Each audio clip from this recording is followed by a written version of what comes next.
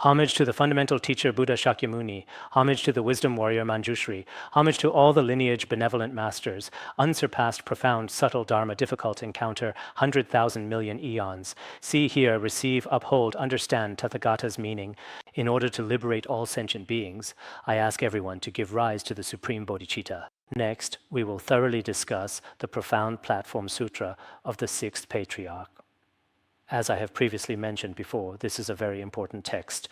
In fact, when we transmit the sacred Dharma, it is truly best to have an oral transmission. However, this particular time, I do not possess the oral transmission, so I am diligently studying and learning together with each and every one of you. So this cannot really be considered a formal Dharma transmission, since I have not received the oral transmission. I don't have the oral transmission, yet I am explaining it to everyone like this. According to the tradition of Tibetan Buddhism, this is not very appropriate. Of course, I have also seen some masters who, although they themselves do not have the oral transmission, still study together with everyone. There are such cases as well. According to the tradition of Chinese Buddhism, it should be acceptable, because I have seen many Chinese Buddhist masters who have never received an oral transmission. They just pick up a sacred sutra and immediately start teaching from it. There are indeed such surprising cases, regardless of the circumstances. This very afternoon, I was having a detailed conversation with a highly respected Khenpo from the esteemed institute. The two of us were talking, and he said, "You don't have the oral transmission, so what are you transmitting?" I said, "I am teaching according to other traditions." That's how we put it. Indeed, I do not have the oral transmission. On the very first day, I also mentioned this to everyone, so you should all be aware. In any case, I feel that everyone is still very confident, because when I teach other dharmas, many people's expressions aren't that enthusiastic. But as soon as I start talking about the Platform Sutra of the Sixth Patriarch, at least judging from your expressions on the surface, everyone seems very confident. Once a person has faith, the Dharma will be beneficial to them. So in any case, it is quite possible that there is some profound blessing involved in this particular situation. This is because, as we can clearly observe, many individuals throughout their lives have received numerous and wonderful blessings. When the radiant and benevolent light of your blessings has already completely and deeply merged into my physical and spiritual body, you also receive the reflected light of these blessings. This is commonly called a reaction force. First, the sum of all your abundant blessings in every single aspect merges completely into my body, and as I gradually warm up, I begin to emit light again, which is then transmitted directly back into your physical bodies, potentially having a variety of different and distinct effects. So I think that everyone is very fortunate to be learning in this way. Indeed, looking at the world now, I also visit some schools and meet people from all walks of life, encountering people from various levels of society. I meet some officials, some business people, some celebrities, and some who are truly pitiable, the poor, the sick, including some cancer patients and so on. At such times, the only thought I have is that in today's society, in this cycle of birth and death, the only thing that is truly useful for anyone is indeed the Dharma. If not for the Dharma, no matter what level a person is at, living in this cycle of samsara is truly pitiable. This feeling is very strong for me. So I hope that everyone here, whether you are a layperson or a monastic, should first realize that encountering the Dharma is extremely fortunate. Among the countless sentient beings we have encountered the Dharma, and not only have we encountered it, but we are truly able to study it deeply and practice it in depth. This too, in our lifetime, may be the most precious thing you have ever gained in your entire life. At least, that's precisely how I personally see it. Now, let us truly begin, because on this very first day, I often tend to talk quite a lot, so I am genuinely worried that I won't be able to completely finish all of today's important content if I talk far too much. Earlier, in our last class, we mentioned that at that particular time, the esteemed fifth patriarch, a venerable spiritual leader, was earnestly seeking to pass on the sacred lineage of the fourth patriarch. He was diligently preparing to choose his successor, who would become the sixth patriarch. To facilitate this crucial selection, he thoughtfully asked every single one of his disciples to meticulously write their own profound and insightful formless verse of enlightenment. Among these dedicated disciples, the highly regarded Shenxiu successfully composed a meaningful verse within a remarkably short period of just 4 days. He thought about going to see the master 13 times, but just couldn't bring himself to do it. In the end, he quietly wrote a verse on the wall of the southern corridor of the master's quarters.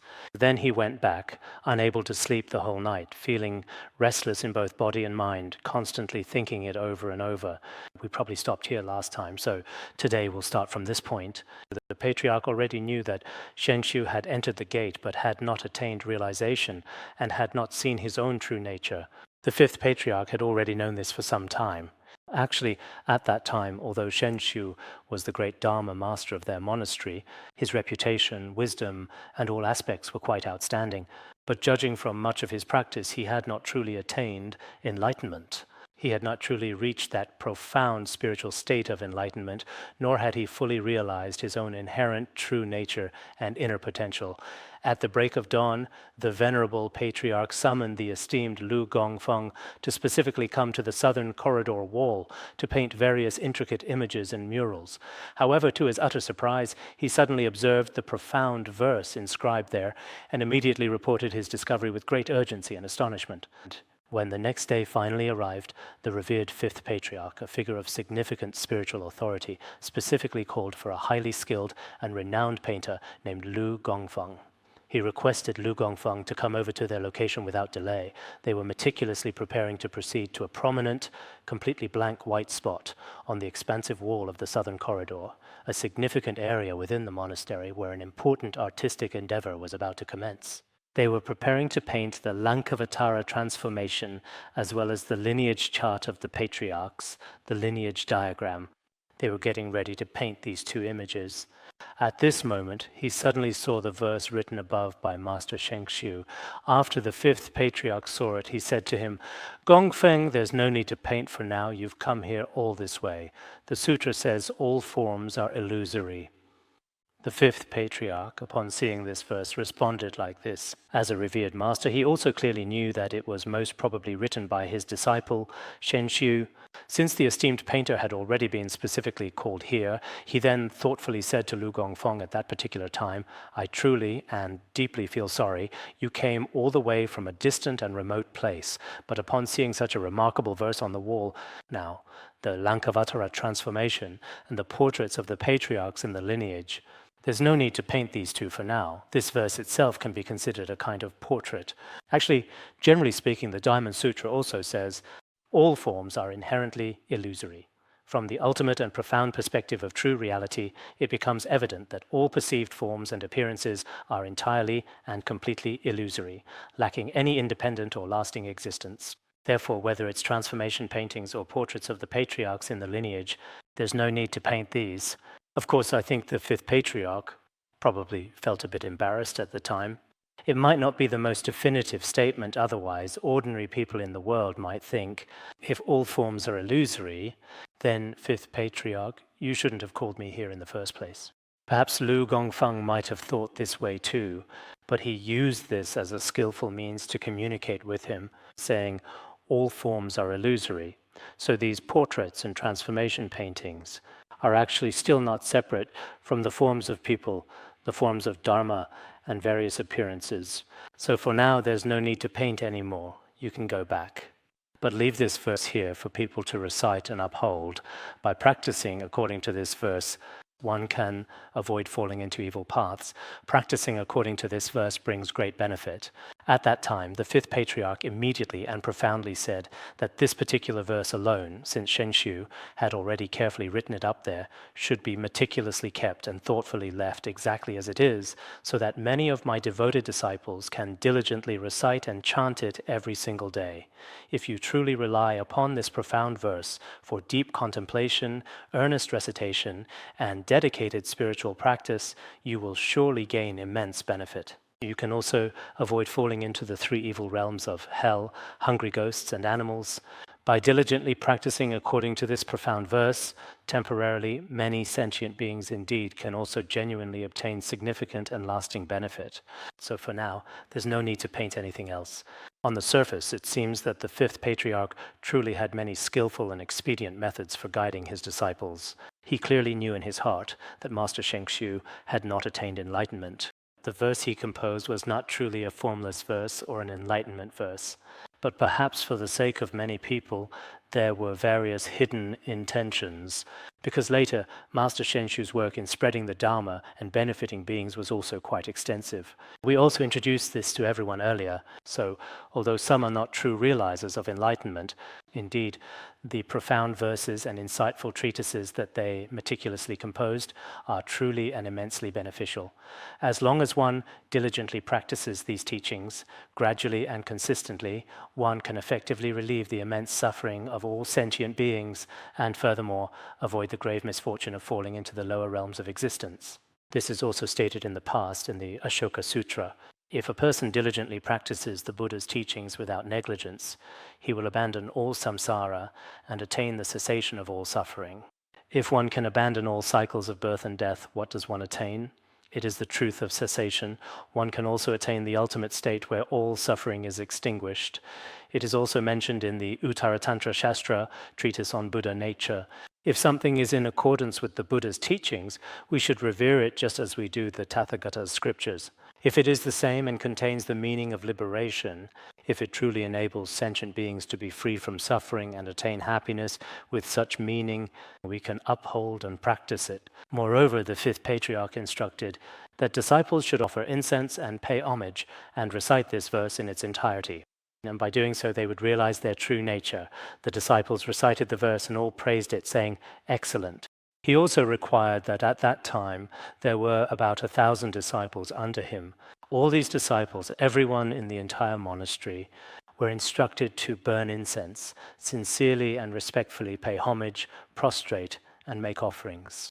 He also required them to recite, "The body is the Bodhi tree, the mind is like a bright mirror stand." He instructed them to begin reciting this. By reciting such verses, gradually they should immediately realize their true nature. Why is it that reciting a verse without enlightenment can gradually lead to seeing one's true nature? Actually, the meaning of gradually should be just like what is said in the Lotus Sutra. If someone with a scattered mind enters a pagoda or temple, as it is described there, gradually one attains Bodhi and is able to see their true nature. So if everyone diligently recites the sacred texts, humbly prostrates themselves in devotion, and reverently burns fragrant incense, they too can gradually and profoundly come to truly see their inherent true nature. Therefore, all the devoted disciples, understanding this profound truth, began to earnestly recite the sacred teachings. Moreover, all the disciples felt that this verse was excellent. At that particular moment in time, perhaps everyone privately and deeply believed that Master Shenxiu's level of realization and his conduct in dealing with people were highly recognized in every respect. So they all thought that it was only natural as soon as he spoke up like this. Everyone truly believed that the esteemed position of the sixth patriarch should undoubtedly go to the highly respected Master Shenxiu. Consequently, everyone was absolutely full of praise and admiration for him. At that particular time, the profound respect and deep reverence everyone held for Shenxiu must have been extraordinarily strong and widespread. In fact, many people in our world, although the so-called status is often illusory and not truly real, it is still something that we frequently observe and encounter in people's daily lives. For example, among worldly individuals, when someone is still firmly established in their current position, enjoying their influence and authority, they are often perceived in a certain way. Those under them still show them a lot of respect. But once that person leaves their position, it's not necessarily the case anymore. Many leaders in our world are like this as well. This also includes some lamas in certain monasteries. In the past, when a lama was still the abbot of a monastery, everyone in the monastery treated him very well. But once he was no longer in that position, many people's attitudes changed. This is the attitude of worldly people. I guess at that time, everyone felt that it seemed the fifth patriarch had truly acknowledged him. Everyone praised it, saying, "Well said," and felt that this verse was truly excellent. Indeed, you could say that. The reason why one gradually attains realization has already been explained earlier. But when compared with verses of true enlightenment, this one might be a bit superficial. It doesn't directly speak about emptiness. It's more about a general method of virtuous practice. He thoughtfully said, "The human mind is truly like a bright, gleaming mirror. It is essential to constantly and diligently polish it, and absolutely do not ever let it gather any dust or become tarnished. At every moment, one should use confession, observation, and contemplation. Observe your mind, which is like a bright mirror. Don't let various obstacles or dust disturb or defile it. We should always, just as it is said in the Bodhikaryavattara, use right mindfulness and right awareness to observe our own mind. Of course, this method of practice is also worthy of praise, but compared to the verses of the deepest enlightenment, this one does not count as true awakening. As for why the fifth patriarch ultimately approved of him, it was because his profound wisdom and all aspects of his spiritual realization were truly quite remarkable and exceptionally advanced. So at that particular time, everyone within the entire monastery highly praised and deeply respected him. Actually, what is being said here quite profoundly is that Master Shenxiu had not yet truly seen his own fundamental inherent nature. If we were to carefully divide the initial primary section into several distinct parts for a more thorough analysis then, this would be the 8th part, Shenxiu has not seen his nature. This is an appropriate way to divide it. Next is the 9th layer of meaning. Now we begin to discuss the 5th patriarch instructs Shenxiu. Now, let's talk about this principle. The patriarch called Shenxiu into the hall at midnight and asked, "Did you compose this verse?" Shenxiu replied, "Indeed I wrote it. I do not dare to presumptuously seek the patriarch's position, but I hope the master will be compassionate and see whether this disciple has a little wisdom or not." The 5th patriarch was also very skillful. If he had called Shenxiu during the day, perhaps everyone would have paid attention and there would have been all sorts of rumors. Actually, when a master or Dharma teacher is guiding disciples, skillful means and expedient methods are extremely important. Protecting the disciple's heart, reputation, and all aspects is also very important. Moreover, because we live in a complex society with many interpersonal relationships, someone like the 5th patriarch, a truly enlightened one, even as an enlightened being when he handled matters, he did not act like many people today who say everything is illusory, everything is emptiness, as if there is nothing to accept or reject and nothing matters. That is not the case. If the 5th patriarch was truly an enlightened one, then his actions afterward, in the middle of the night after 11 o'clock, when everyone was probably, according to the customs of Chinese monasteries, I'm not sure if back then it was as early as it is now, but it probably was. At a time when everyone else in the household was already deep in a peaceful slumber, he quietly called Shenxiu over to his side to ask a very important question. On the empty wall, there were originally paintings of the Lankavatara Sutra and portraits of the lineage masters. But yesterday, a verse suddenly appeared here. Was it you who wrote it? Shenxiu was somewhat afraid and admitted before the master, "Yes, it was indeed I who wrote it. But my intention was not to obtain the position of lineage master. I am not attached to it, and in the beginning I truly wasn't." He felt that the position of lineage master seemed to involve worldly concerns, which wasn't very good. But when it came to the Dharma, he valued it greatly because he had a strong aspiration for the teachings. So he said he hoped that the great master, the venerable abbot, would show compassion. "Please see if this disciple of yours possesses even a little bit of wisdom. I am asking the master to verify my wisdom so that I may attain the true Dharma. That is the purpose of my coming here. It's not that I insist on obtaining the position of a lineage patriarch. I am clear about this myself. Didn't he just explicitly state it earlier? If the revered master, my esteemed teacher, does not acknowledge me, if he fails to recognize my efforts or my presence, then it is undoubtedly because I am deluded and my karmic obstacles are heavy. If I do not receive the master's recognition, it is because my karma is deep and heavy. If the master acknowledges me, it means I have an affinity with the Dharma." His original intention was not to obtain a position either. Therefore, he very directly and candidly told the master the complete truth of the situation. At this point, the 5th patriarch spoke. The patriarch said, "You composed this verse, but you have not yet seen your true nature. You are only standing outside the door. You have not yet entered within." He said very frankly, "Shenxiu, although your verse does not have many words, but from every angle, it is clear that you have not seen your true nature. You should say that you have not yet truly entered the gate of inner realization. One could say you are still an outsider. You have not entered the state of true awakening at all, although in terms of virtuous deeds, expounding the teachings and many other aspects, you are quite good. It can still be seen from your verse that you have not attained realization.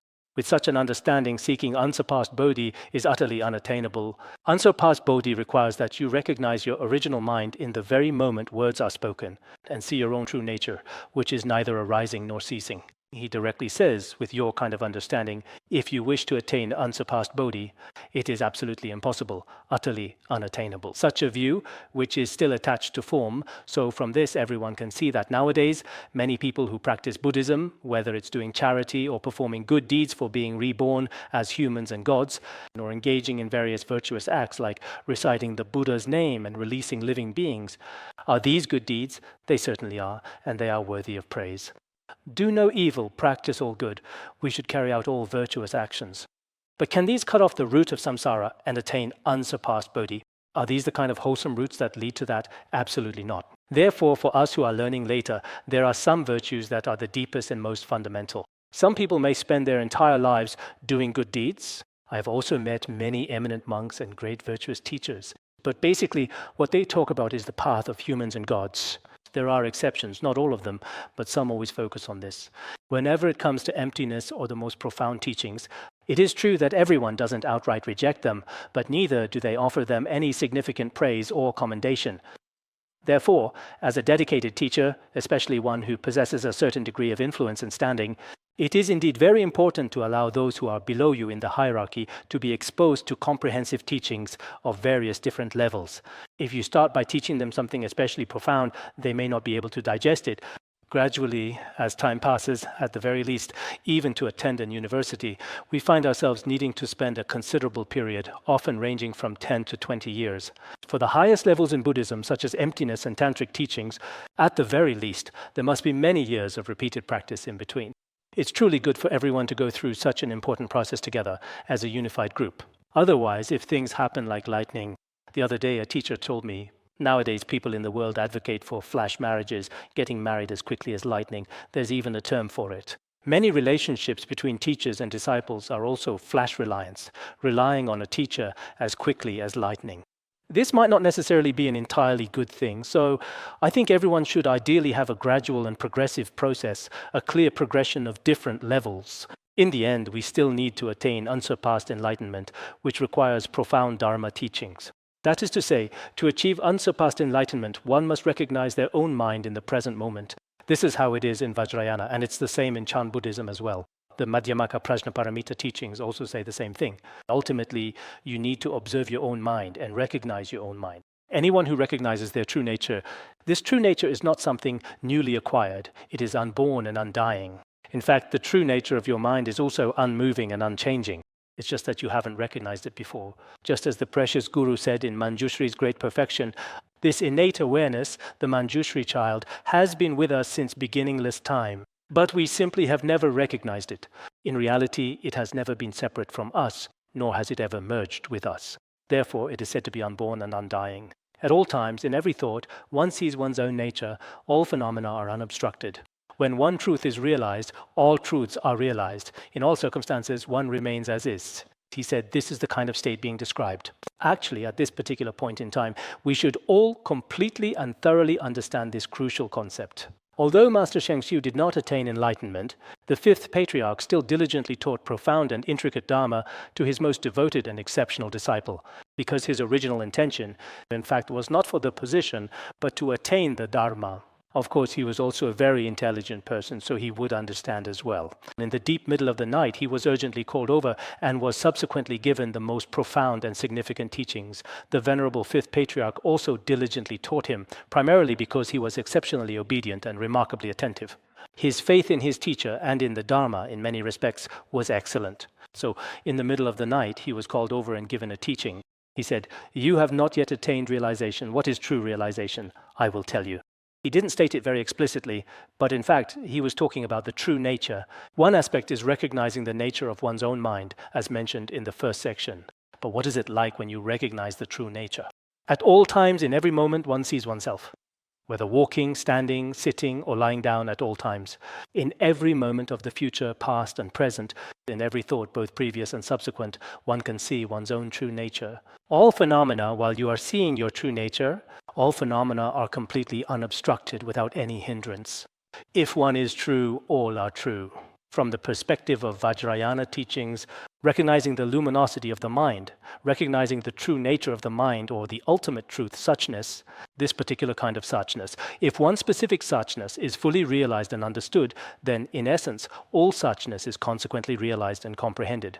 For example, in a single instant, if you have recognized the nature of the mind, this luminosity is present at all times, no matter when it is, including, as mentioned earlier, even when you attain realization. Even if you are on the battlefield, you are still able to maintain this state. At all times, it remains unmoving. All phenomena are naturally as they are.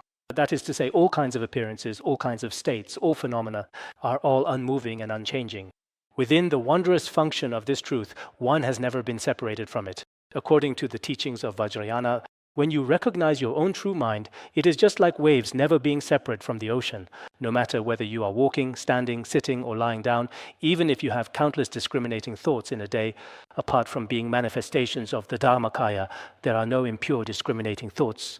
Everything is a self-manifestation of luminosity. The mind as it is the ultimate reality, and seeing it as such is the very nature of unsurpassed enlightenment. This unwavering suchness-like mind is actually the true mind, which is the ultimate reality itself. For example, in the profound and influential Tiantai school of thought, what is often discussed and deeply contemplated is the concept of true suchness, a fundamental principle. In Madhyamaka, it is frequently referred to as the ultimate truth. In the third turning of the Dharma wheel, it is often called the Tathagatagarbha, or Buddha nature. According to Vajrayana, it is called great bliss of luminosity. This unwavering suchness-like mind is in fact the true reality. If anyone perceives it, that is the very nature of unsurpassed enlightenment. Actually, at this point, he should have taught him the most profound teachings. All of us present here should also approach these extremely profound teachings in the same way. Wherever we receive any kind of pith instruction from any teacher, when we receive such pith instructions, we may be nearby, but it is not necessary to have heard them directly in front of the fifth patriarch at that time. For example, as is recorded in some historical accounts about Patrul Rinpoche, after reading the 7 treasuries, he attained realization just through these words. Some require the lineage transmission from a teacher. Some people, if they lack faith in the teacher or the Dharma, may not truly attain realization no matter how many times the teachings are transmitted. Some, through other texts, according to certain Zen koans, in the distant past, within the esteemed Wudang Huiyon, there was a revered Chan master, known by the name of Panchan Baoji. As the venerable Chan master Panchan Baoji was quietly passing by, he observed a bustling slaughterhouse just ahead, where a diligent butcher was meticulously cutting fresh pork. At that very moment, another curious passerby approached and distinctly said, "I wish to purchase some fine lean meat." The butcher replied, "It's all lean meat. There's no such thing as lean or not lean." At that significant moment, the esteemed Chan master Baoji experienced a profound initial awakening. Later, on a separate and distinct occasion, he heard the somber news that someone in a particular family had tragically died, and as they were solemnly carrying the coffin out from the residence, there were some local customs and certain sounds were made. The crimson-red wheel is truly destined to slowly sink in the western horizon. Who truly knows where the wandering soul will ultimately go? There was indeed such a profound verse. Red wheel refers to the sun, the celestial body that is destined to set in the western horizon. No one truly knows where this person's soul has gone. Not yet determined means no one knows the precise destination where his soul is headed. When Master Baoji heard this, he was suddenly and profoundly enlightened. He truly awakened. So when looking at this particular koan, for many others, it might just be another simple sound. Of course, before this, he must have received some teachings and instructions from his master. It's like a watermelon that has ripened and is about to fall to the ground. Just a slight touch, and he immediately attained enlightenment. So some fellow practitioners here are already on the verge of enlightenment, but the right opportunity just hasn't appeared yet. They keep searching everywhere, running here and there. At that particular time, it was widely understood that if one truly perceives their original mind, then the very essence and nature of unsurpassed Bodhi is precisely that. The fifth patriarch then said to Shenxiu, "Please go and reflect upon this for a day or perhaps 2, and then compose another verse. Bring it forth to me so that I may carefully examine it. If your profound verse truly demonstrates a deep understanding, then I will certainly pass on the sacred robe and the precious Dharma to you." Because the most profound Dharma was taught to him, and it was transmitted privately at night, this empowerment is even greater. Many people are like this nowadays. Even when the deepest teachings are transmitted among many people, they don't feel it. Actually, His Holiness also once said, it's just that there isn't enough time. If there were, then for every disciple, if all the teachings transmitted to them could be repeated once more, it would be possible for them to realize. Nowadays, there are some CDs, and if you listen to them by yourself, I think that's also a form of private transmission. When you're listening with your earphones in, it's as if the master is transmitting the teaching directly to you alone. This should be considered a true private transmission. At that time, after he finished transmitting this Dharma, he still did not realize his true nature. Now, I have already explained it to you. Just like our precious master's Manjushri Great Perfection, the section on the truly originally pure view is about this much text as well. So when it comes to true enlightenment, it doesn't actually require a lot.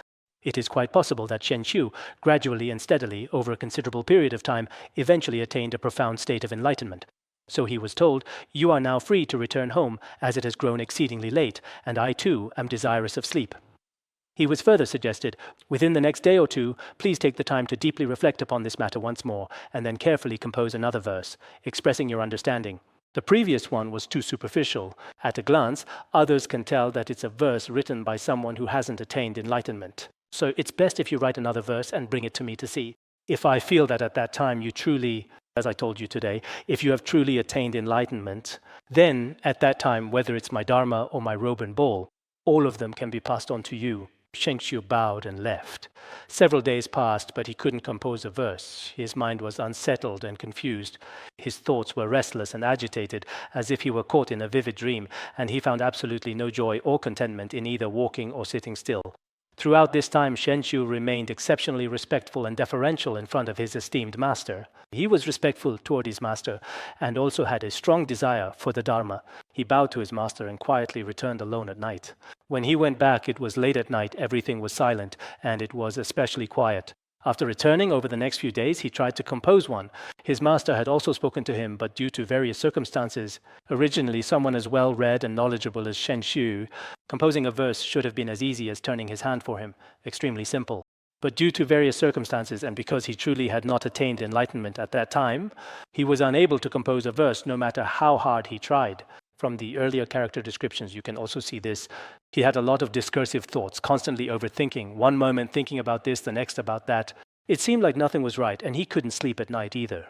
In fact, some of our Dharma friends also tend to overthink even the smallest matters. They can't settle down during the day, nor can they sleep well at night. There are people like this too. But those who are truly enlightened, who have attained a certain state, have very broad minds. They don't entangle themselves over trivial matters. They don't let their minds get caught up and suffer, thinking, this doesn't work, that doesn't work. They don't constantly worry and ponder, is my esteemed teacher truly unhappy? Are my cherished Dharma friends feeling unhappy? What exactly should I do in this situation? Oh no, what on earth should I do? What should I possibly do? This is actually a sign of not being enlightened. Such a person is always in a state of confusion and unease, both physically and mentally, as if in a dream. We know that in dreams, people are not at ease. Everything feels especially light and insubstantial.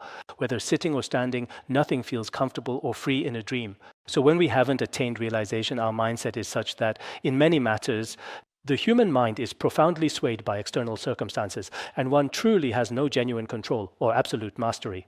It's just like being utterly unable to find any comfort whatsoever, whether one is walking or even merely sitting in a vivid dream.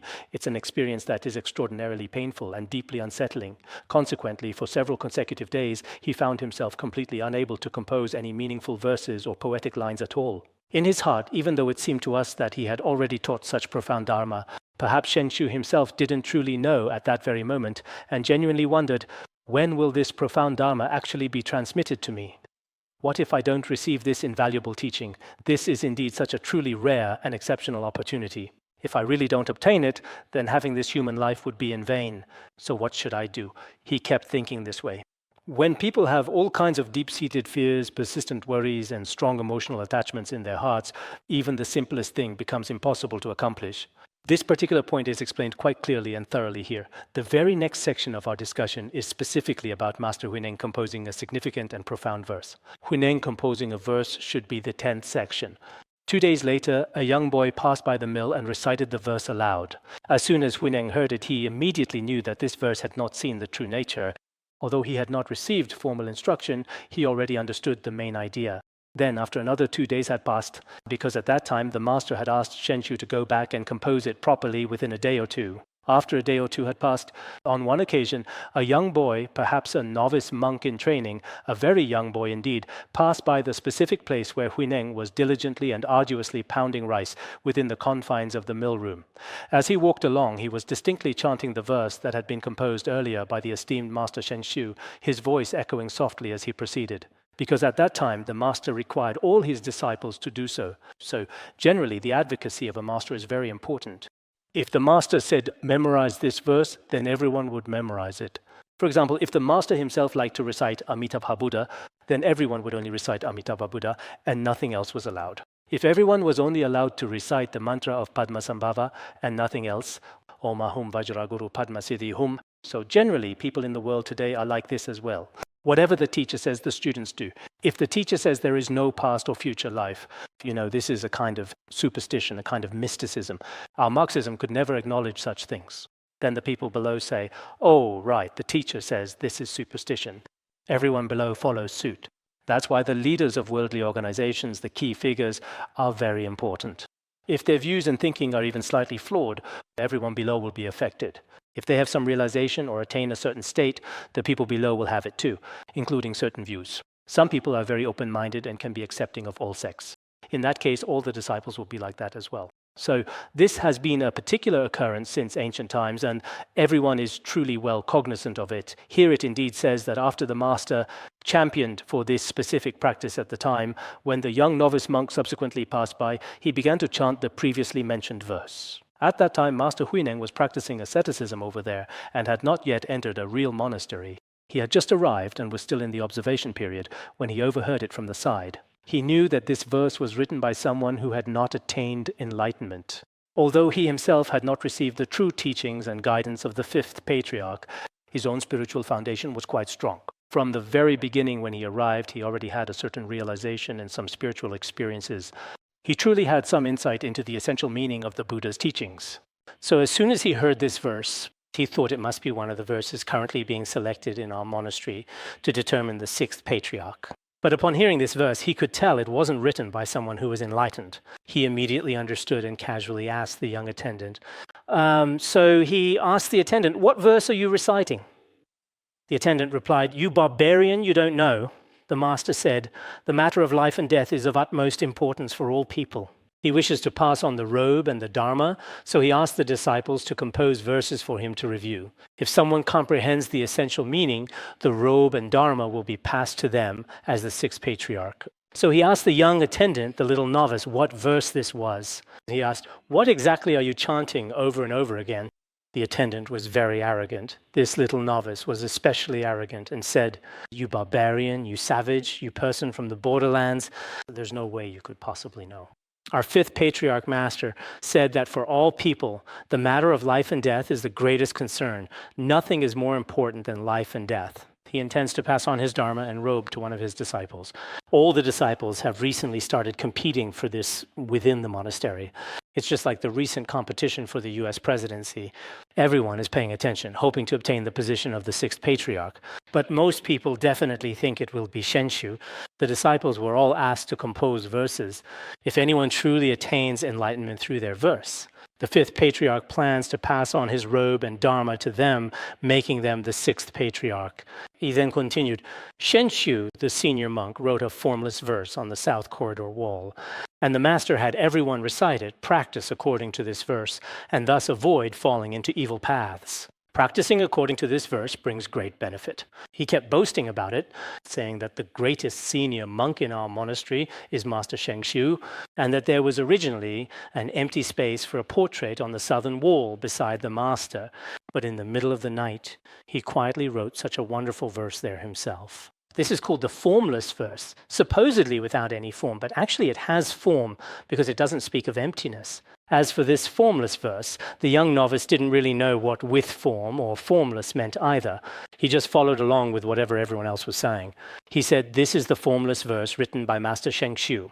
The fifth patriarch instructed all of us disciples to diligently practice and recite it. By practicing this verse, one will not fall into hell or into the lower realms. Practicing this verse brings tremendous benefit. including numerous benefits such as excellent health, profound happiness, and many, many other wonderful advantages. So isn't that precisely why I'm reciting it, right? Huineng said, I also want to recite this to form a karmic connection for my next life. Venerable one, I have been pounding rice here for over 8 months and have never gone to the main hall. I hope you can lead me to the verse so I can pay my respects before it. In some versions, this part says, I also want to recite this to form a karmic connection for my next life. But this line is not found in the Tripitaka or in many other versions. Maybe it's better that it's not included. At that time, Master Huineng addressed the young novice as Venerable One, but the young novice called the sixth patriarch barbarian, saying, You savage. So you can immediately and quite clearly tell a person's complete lack of proper cultivation or genuine refinement simply and directly by the specific way they choose to address others. In fact, from just a very few carefully chosen words, we can truly and accurately see a person's own inherent level of personal cultivation and overall character. As we mentioned before, the sixth patriarch always addressed everyone under him as good and wise friends. Indeed, for many of us, just reading the words isn't enough. Everyone should really take a look at this. We might treat those above us with respect, just like people in the world often do nowadays. Ah, secretary, you're here. County chief, you're here. Director, you're here. Very respectful. But when it comes to those below us, it's just, hey, come here. Bring that object over to me, please. The entire attitude and demeanor are completely different, you see. I often feel very deeply ashamed about this particular situation myself, truly. Back then, you must understand, the venerable sixth patriarch respectfully addressed this young novice monk as venerable. It was a significant gesture.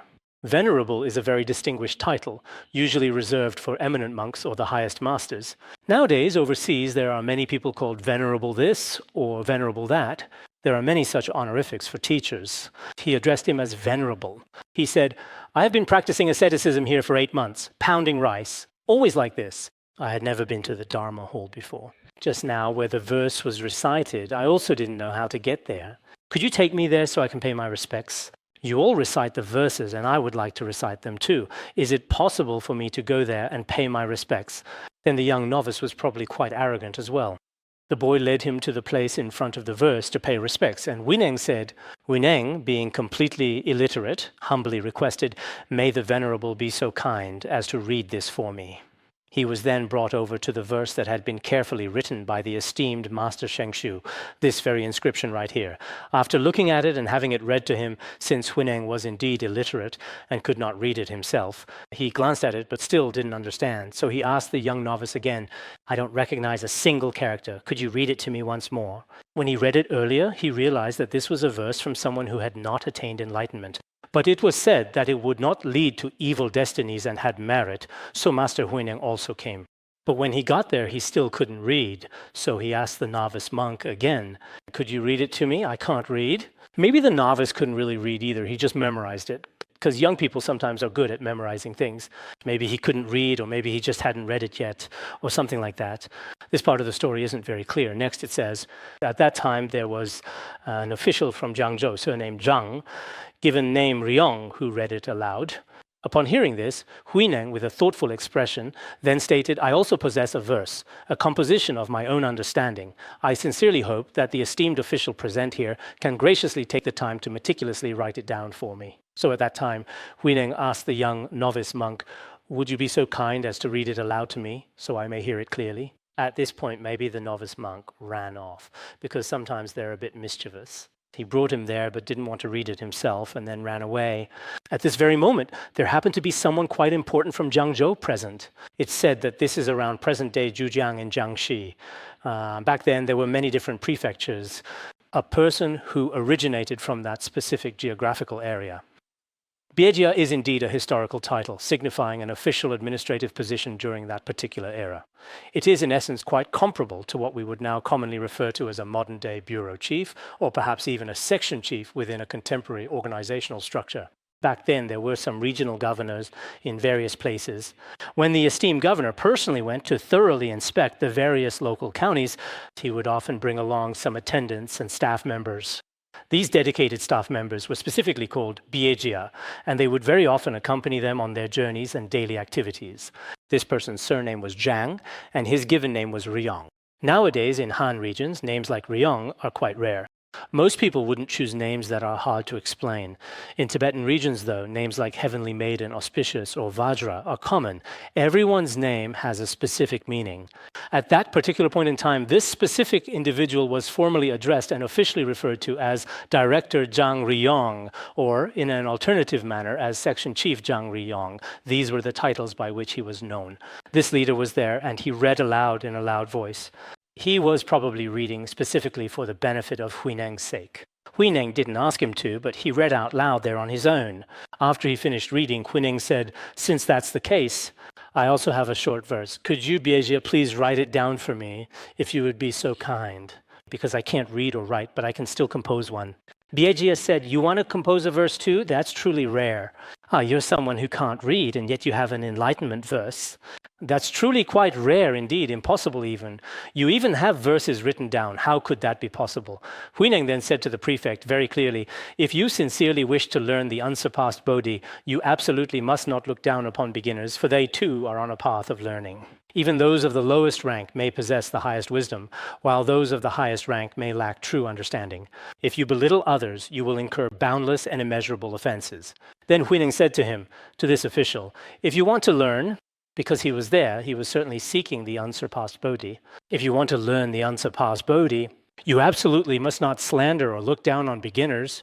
Even among those of the lowest rank, there can be those with the highest wisdom, like myself." Because at that time, he was called a Gelyo, the lowest of the low, the lowest among the low. But in today's terms, his intelligence was extremely high. He possessed the supreme wisdom of enlightenment. Even among those of the highest rank, there are some who lack wisdom, who have no intelligence. Indeed, on the surface, great masters, great living Buddhas, great Khenpos, and great monks, they may appear lofty and exalted, but in reality, their level might be actually very low. There are indeed such cases where they have nothing at all. So it's best that you, if you look down on others like this, you will incur boundless and immeasurable negative karma. I hope that every one of us will remember this sentence. If you wish to learn unsurpassed Bodhi, you must not look down on beginners. Among those of the lowest rank, there may be supreme wisdom. Among those of the highest rank, there may be no wisdom at all. I hope everyone will truly remember this passage. Why is it that we often fail to see the qualities of many people? Indeed, in this world, there are many who are already enlightened. Some have this potential and are already awakened, while others will become enlightened in the future. But we often despise and look down on others. Therefore, judging by outward appearances is truly difficult for anyone except the Buddha. That is why the 10 stages Vibhasa Shastra also says, if you judge someone's intrinsic inner virtue solely by their outward external demeanor or their apparent behavior, you will destroy and undermine your own fundamental roots of goodness, integrity, and moral character, much like water receding from the riverbank and drying up on its own. If you use external conduct to measure someone's inner realization and merit, then you are destroying your own roots of virtue.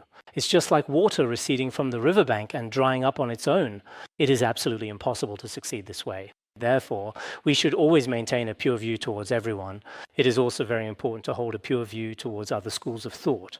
When we regard others with a pure mind, I saw that the author of The Flight of Garuda, Kayabje Shakya Tsokdrup Rinpoche, said that it is essential that we should always show profound respect and reverence towards all schools of thought and spiritual traditions, which includes not only those who follow non-Buddhist paths, but also the dedicated practitioners of Bon, and that we must endeavor to treat all individuals from every tradition with the same respect to the Buddha. But if we do this, will it cause us to break our refuge vows? It is impossible to break the refuge vows, because if we view others as the Buddha, not only is there no fault, but there is also immeasurable merit. These are extremely profound teachings. In this world, we often cannot see who is truly accomplished and who is not. I distinctly recall reading in the comprehensive biography and profound autobiography of the revered Jonang Dolpopa, a highly influential figure, where it explicitly states the following profound declaration: I possess and manifest several distinct kinds of emanations. One significant and notable emanation is a highly respected non-Buddhist master residing in the ancient and spiritual land of India. As a non-Buddhist master, I could not teach the Dharma, but I taught them some virtuous worldly practices to guide sentient beings. Another is a monastic in the Qinghai region. He also did not have much knowledge of Buddhist doctrine, but practiced some virtuous deeds. There is also one who is an official in the Lhasa area. So including himself, there are probably several different forms or appearances.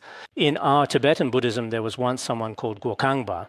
In the biography of Gokangba, it is also said that my forms manifest themselves as countless individuals and diverse people throughout the entire world.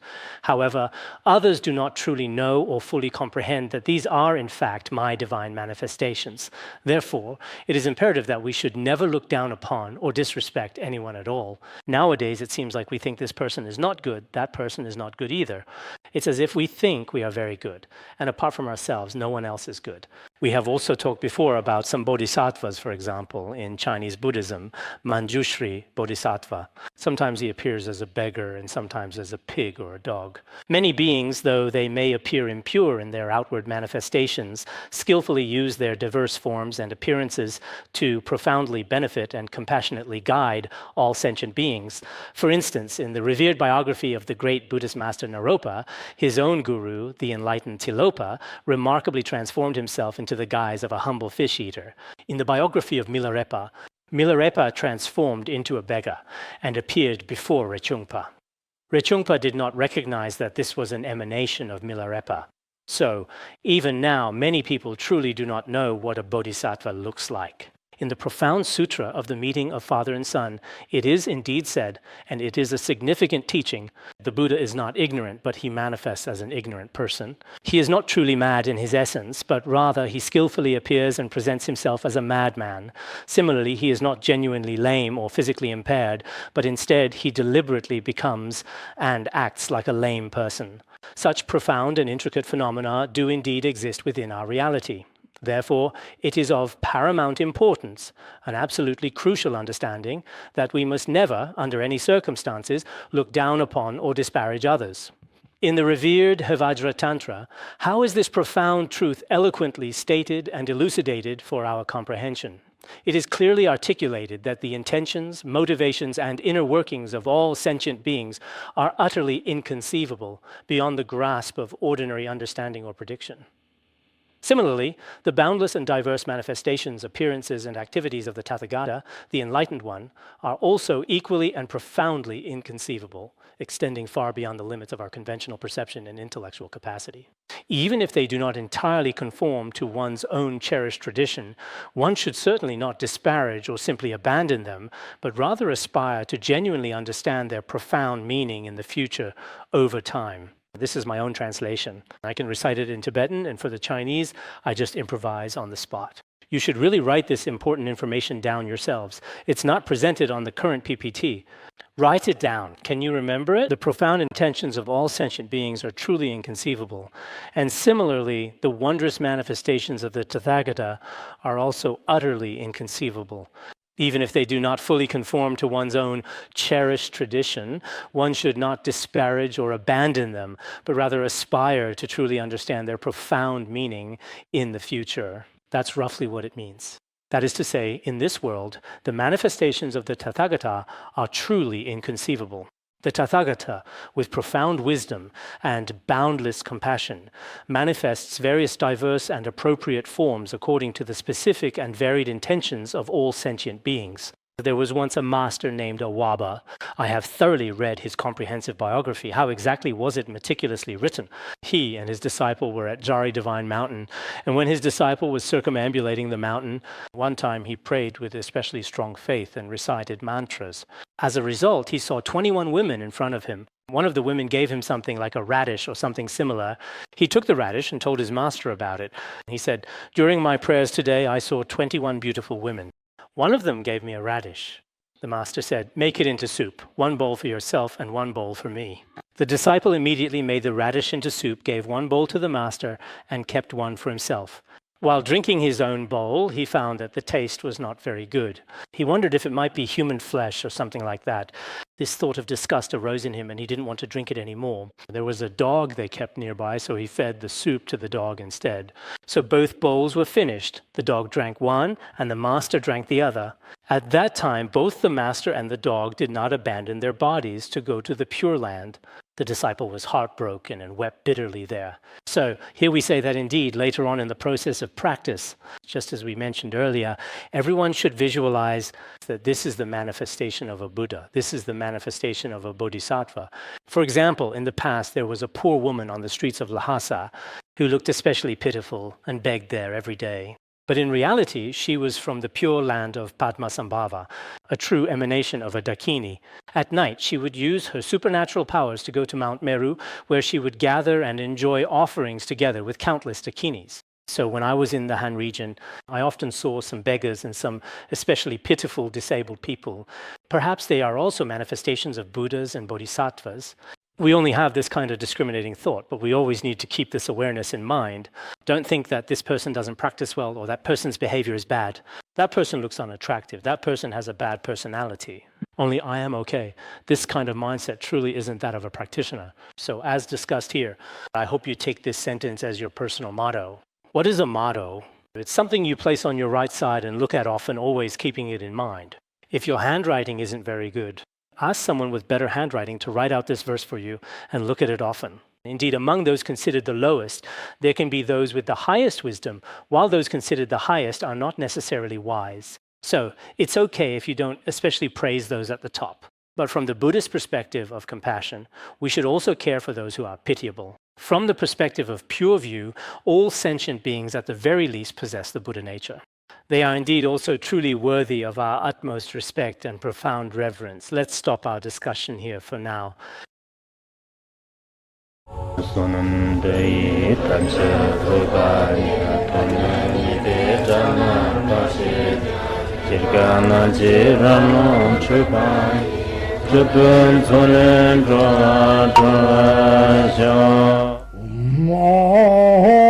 Bandara Badna Sodargye Bandara Badna Sodargye Bandara Badna Sodargye